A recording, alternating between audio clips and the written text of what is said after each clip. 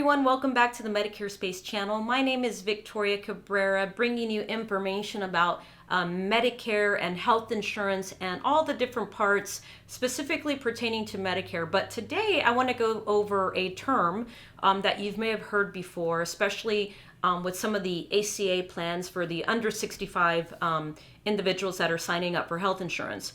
And the term is EPO. E as in Edward, P as in Peter, O as in October. I'm not good with the phonetic alphabet, so excuse me there. But an EPO, what is an EPO? But before I go on what an EPO is, do me a favor and go ahead and hit that subscribe button. It really helps the channel out. It allows me to continue to put content out there for you guys.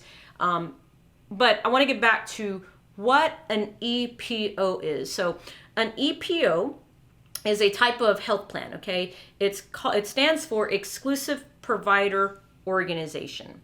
And again, these are just fancy words on network-based plans. So we've talked about HMO, we've talked about a PPO. But what is an EPO, right? What is an EPO? So an EPO is, think of it as a hybrid between an HMO and a PPO. So an EPO, it's still a network-based plan. You have to stay within a network of providers. However, there's no out-of-network benefit. So with a PPO, like we discussed in the last video, you have in and out-of-network benefits, right? Well, with an EPO, there are no out-of-network benefits. The only time there's out-of-network benefits is when you are when there's an emergency situation or it's deemed an emergency. Okay, so with an EPO, the reason I say it's a hybrid is because, like an HMO, there's only in-network benefits, but like a PPO, you do not have to be assigned a primary care doctor. It's recommended to choose one, but you're not having to be assigned a primary care doctor, and there's no referrals required. Okay, so like I said, it's a hybrid between the HMO and a PPO. So when you're choosing, especially if you're on, there's not a lot of EPOs in the Medicare Advantage market, but there are EPOs when you're dealing with under 65. If you're under 65 and you're searching for health insurance, there's some plans out there that offer EPOs, which these are the closest that you're going to get to a PPO right now, especially with the ACA plans. There's not a lot of PPOs left. I don't know if there's any PPOs left, to be quite honest, that are actually true qualified health plans under the Affordable Care Act. Okay, so normally it's either going to be an HMO or an EPO that you're enrolled into, especially if you're in Texas. I mainly work in Texas.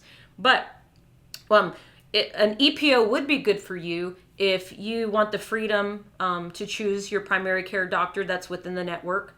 You're not tied to having to get referrals every time you want to see your specialist that fall within the network of the plan. And they're less expensive than they would be versus a PPO plan. So this is the difference. So again, going over the differences, you are not required to have a PCP assigned like an HMO. There is, however, only in-network benefits like an HMO. There's no out-of-network benefits. But the benefit is you're not required to have to get referrals to see a specialist within these plans. So that's, in a nutshell, that is what an EPO is. So if you need more answers about this specific type of plan, you can reach out to me. You can email me down below, victoria@themedicarespace.com, or you can even text me with your question, comment below. That's the best thing. I get the notifications, I can comment to you back, so that way if somebody had the same question as you, they can see the answer in the comments. But please do me a favor, hit that subscribe button, so that way every time I put videos out, you're able to see and hit the notifications button, so that way you're able to stay on top of these videos. And if there's any questions in the future, please give me a call. Thank you so much.